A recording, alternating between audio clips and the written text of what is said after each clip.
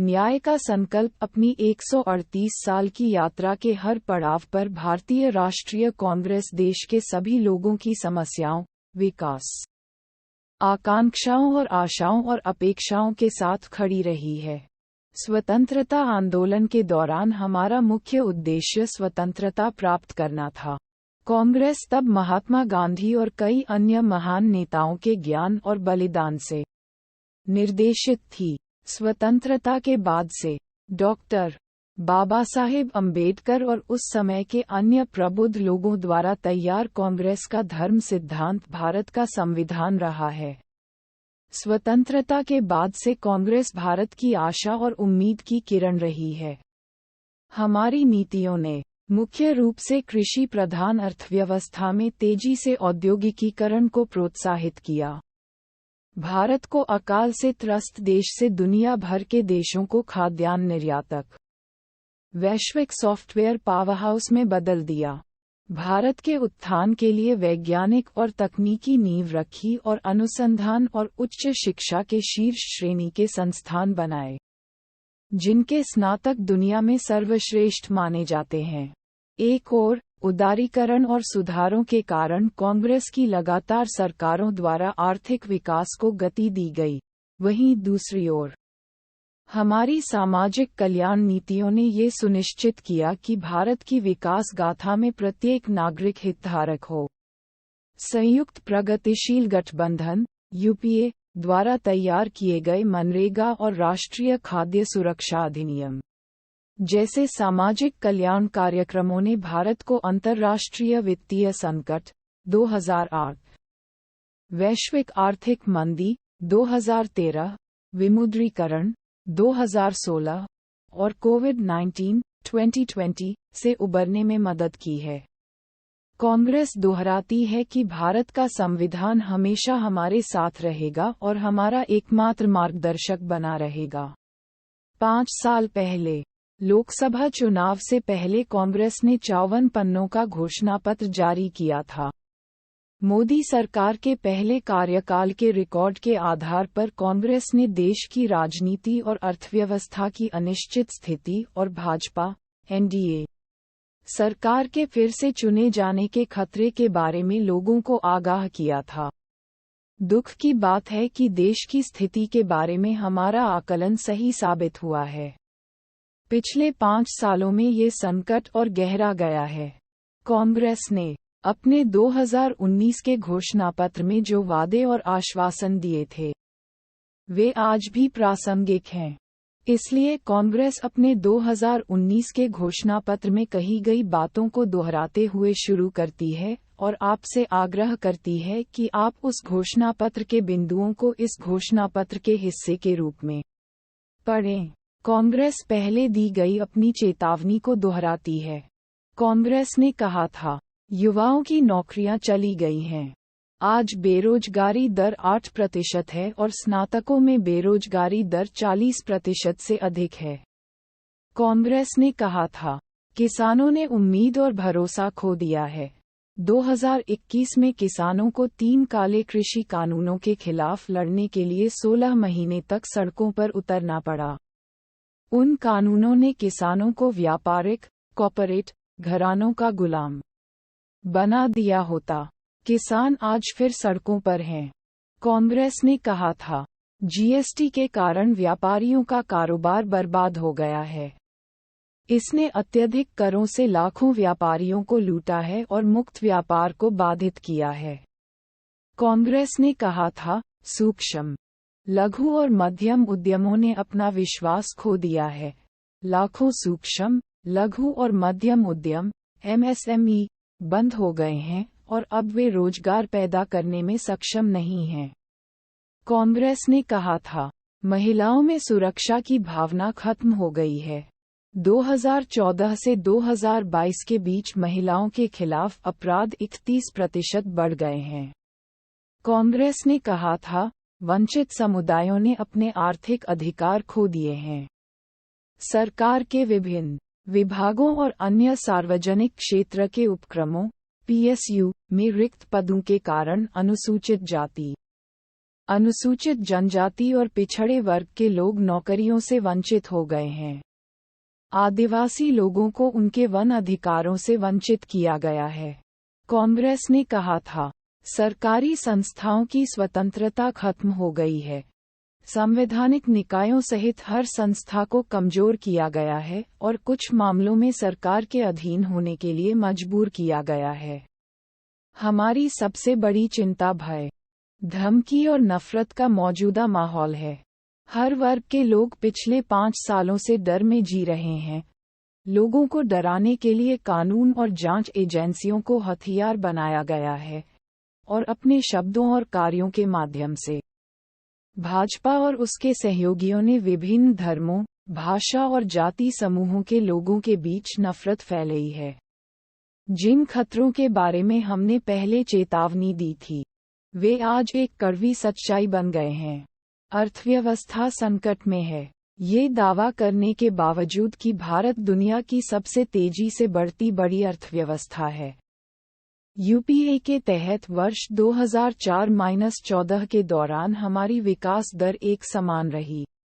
यह अब इस अवधि के दौरान औसतन 6.7% नई श्रृंखला से घटकर 2014-24 के दौरान औसतन 5.9% रह गई है।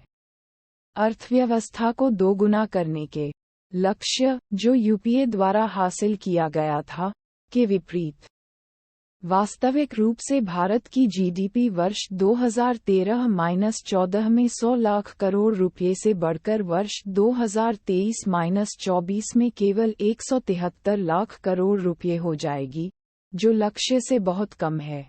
विकास दर में गिरावट का लोगों, खासकर गरीब और मध्यम वर्ग पर गंभीर असर पड़ा है। इसका असर प्रति व्यक्ति आय, वस्तुओं, सेवाओं की खपत और जीवन स्तर पर पड़ा है।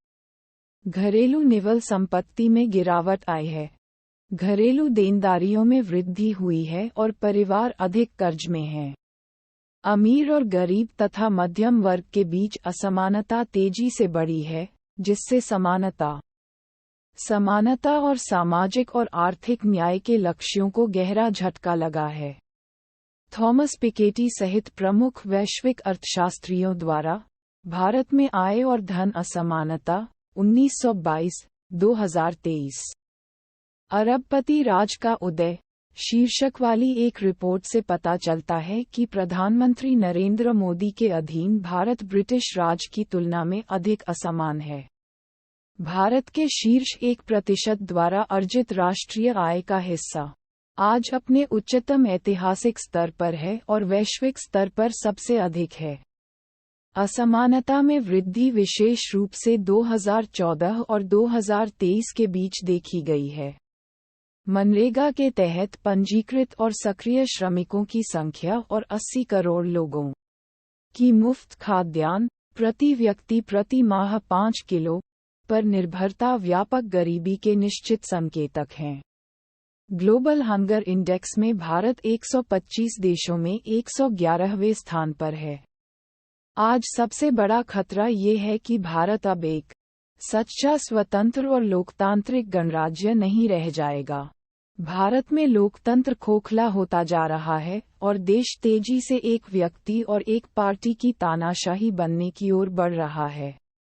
संघीय ढांचे पर हमला हो रहा है और केंद्र सरकार केंद्रीय राजस्व का अधिकांश हिस्सा अपने हाथ में ले रही है। उन विषयों पर कानून पारित कर रही है जो अब तक राज्य सरकारों के पास थे और अपनी वित्तीय और कार्यकारी शक्तियों का इस्तेमाल करके राज्यों की नगर पालिकाओं की स्थिति को नगर पालिकाओं के बराबर किया जा रहा है। गैर भाजपा शासित राज्यों के राज्यपालों को राज्यों की चुनी हुई सरकारों के कामकाज को पनगु बनाने के लिए प्रोत्साहित किया जा रहा है। कानून और जांच एजेंसियों का इस्तेमाल गैर भाजपा नेताओं पर झूठे मामले थोपने के लिए किया जा रहा है ताकि उन्हें भाजपा की इच्छा के आगे झुकने के लिए मजबूर किया जा सके। मीडिया को पुरस्कृत या डराकर सरकारी प्रचार का माध्यम बनाया जा रहा है। खुद से 2 सवाल पूछें। 1. क्या आज आपका जीवन 2014 की तुलना में बेहतर है? 2. क्या आपका मन श्री रवींद्रनाथ टैगोर की कल्पना के अनुसार भय से मुक्त है? 2019 में आपके पास जो विकल्प थे, वे आज भी मान्य हैं।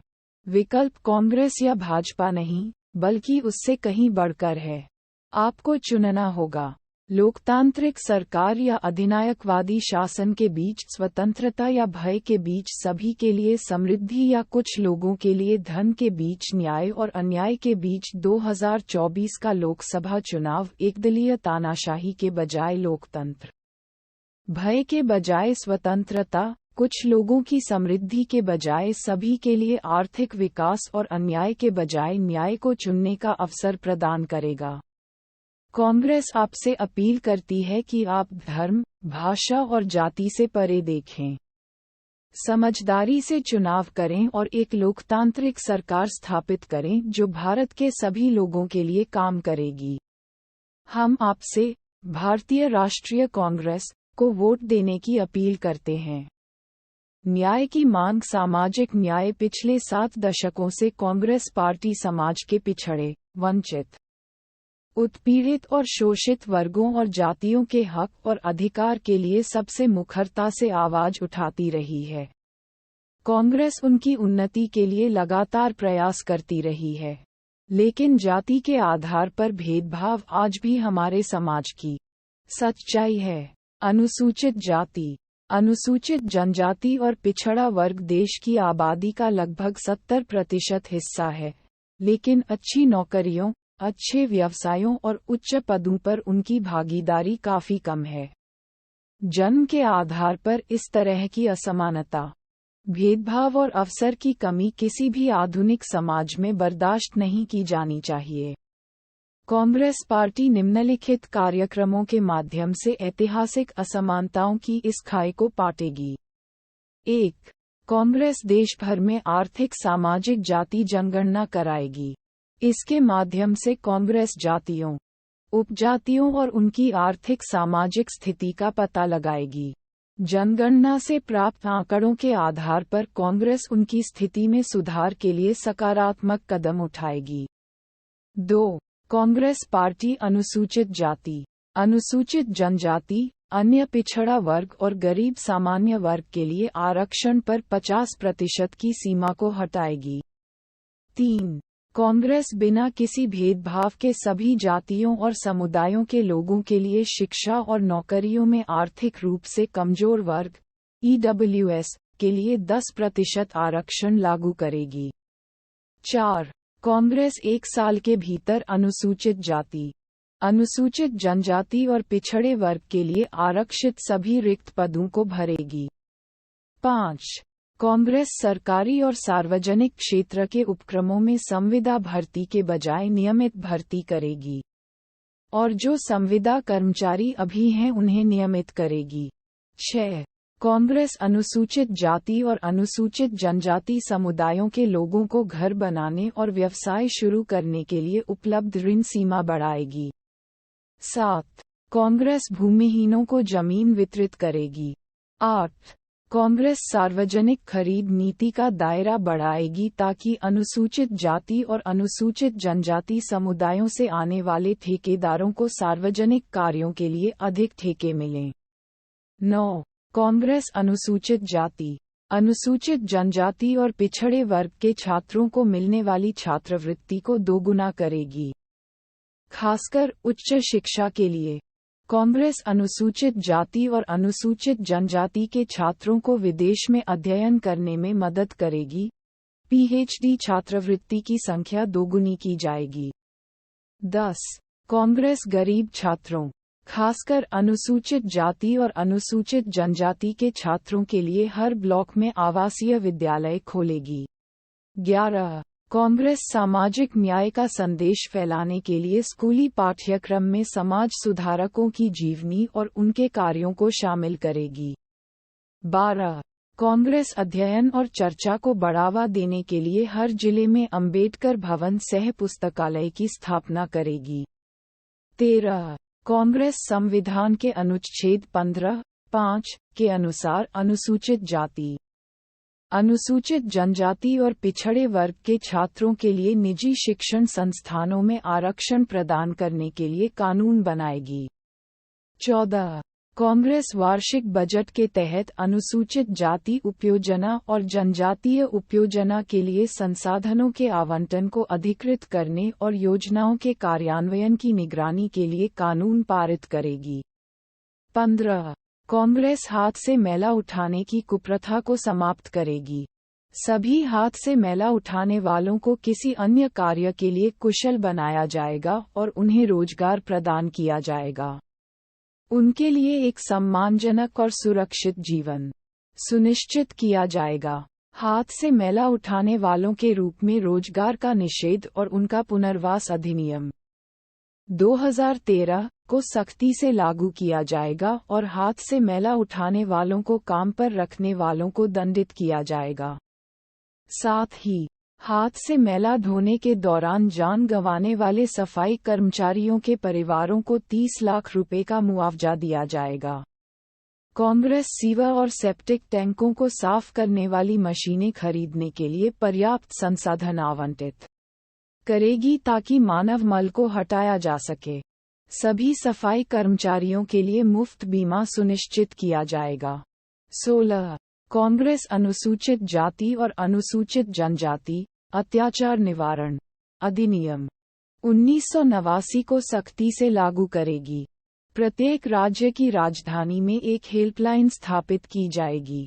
ऐसे अत्याचारों के पीड़ितों को कानूनी सहायता प्रदान की जाएगी। 17. कांग्रेस सभी राज्यों और केंद्र शासित प्रदेशों में उन सभी बस्तियों को अनुसूचित क्षेत्र के रूप में अधिसूचित करने के लिए प्रतिबद्ध है जहां अनुसूचित जनजाति के लोग बहुसंख्यक हैं लेकिन वर्तमान में वे अधिसूचित क्षेत्र से बाहर हैं। 18. कांग्रेस वन अधिकार अधिनियम 2006 के प्रभावी कार्यान्वयन के लिए एक राष्ट्रीय मिशन स्थापित करेगी। इसके लिए एक विशेष बजट, योजना और विभाग स्थापित किया जाएगा। 19. कांग्रेस 1 वर्ष के भीतर सभी लंबित वन अधिकार दावों का निपटारा सुनिश्चित करेगी तथा 6 महीने के भीतर सभी अस्वीकृत दावों की समीक्षा करने की प्रक्रिया बनाएगी। 20. कांग्रेस ये सुनिश्चित करने के लिए प्रतिबद्ध है कि राज्य, ग्राम सरकार तथा स्वायत्त जिला सरकार की स्थापना के लिए धन उपलब्ध कराए। अधिनियम के अनुसार कानून बनाए। 21. कांग्रेस शैक्षणिक संस्थानों में वंचित समुदायों के छात्रों के साथ भेदभाव को रोकने के लिए रोहित वेमुला अधिनियम लागू करेगी। 22.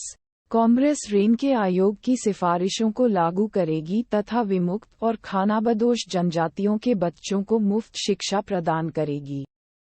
23. कांग्रेस सार्वजनिक और निजी क्षेत्रों में रोजगार और शिक्षा में विविधता की स्थिति का आकलन करने और उसे बढ़ावा देने के लिए विविधता आयोग की स्थापना करेगी। अल्पसंख्यक धार्मिक बहुलवाद भारत के विविध इतिहास को दर्शाता है। इतिहास को बदला नहीं जा सकता।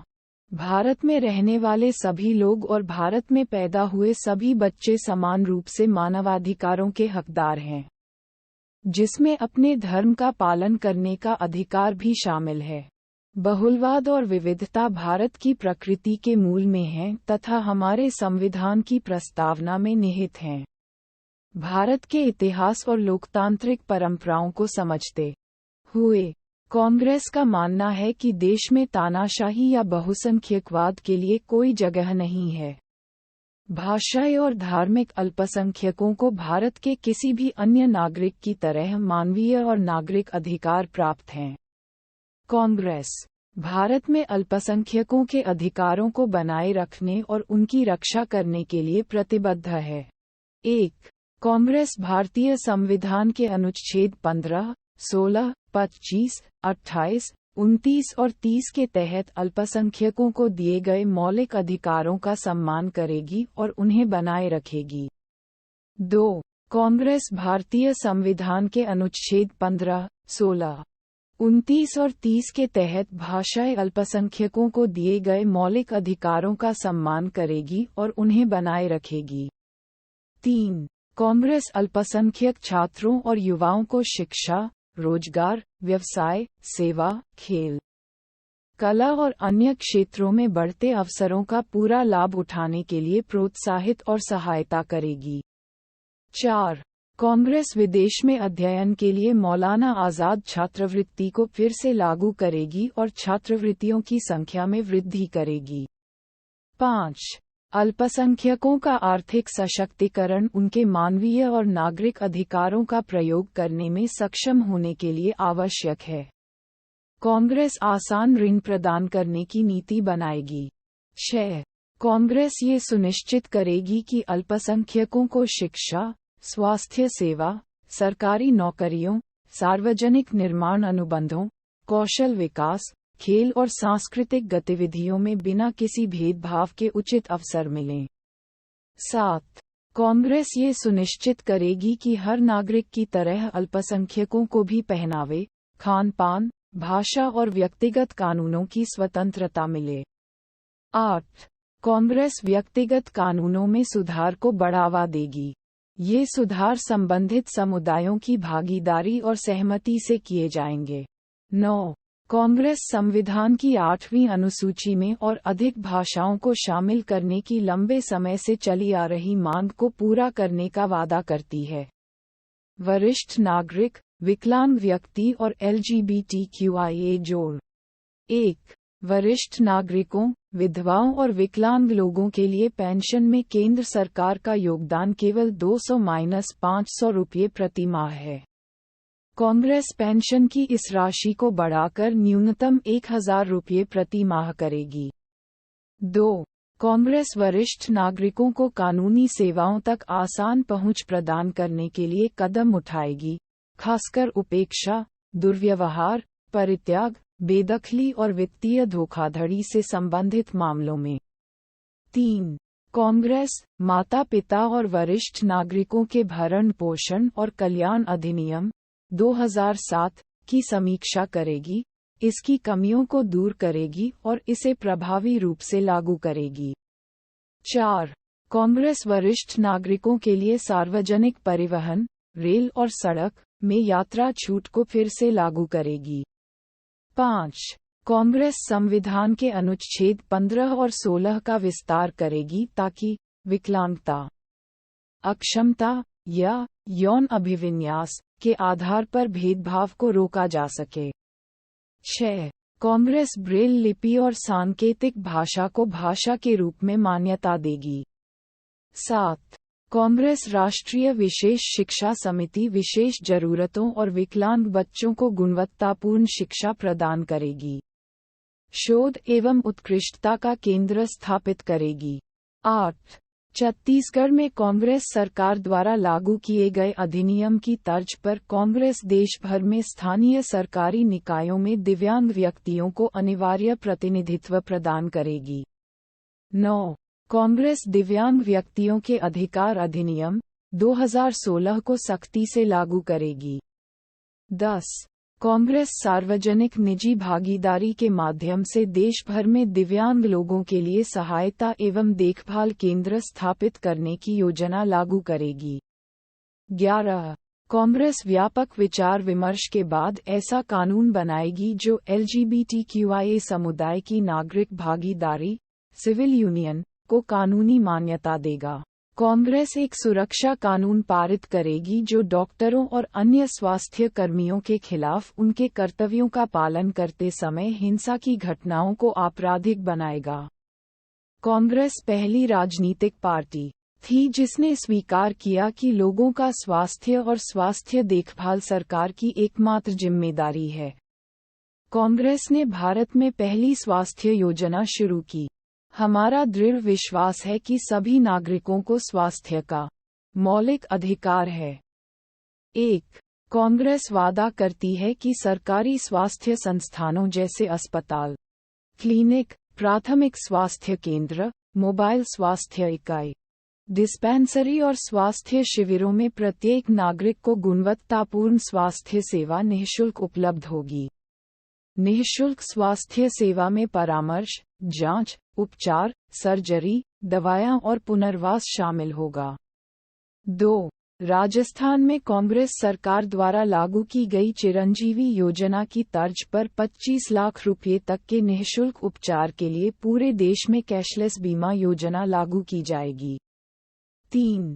कांग्रेस भारतीय सार्वजनिक स्वास्थ्य मानक मानदंडों (IPHS) के अनुसार प्राथमिक स्वास्थ्य केंद्र (PHC) विकसित करेगी तथा प्रत्येक PHC में निदान, आधुनिक परीक्षण सुविधाएं उपलब्ध कराएगी। 4. कांग्रेस निजी और सरकारी क्षेत्रों में स्वास्थ्य बीमा योजनाओं की शुरुआत को बढ़ावा देगी।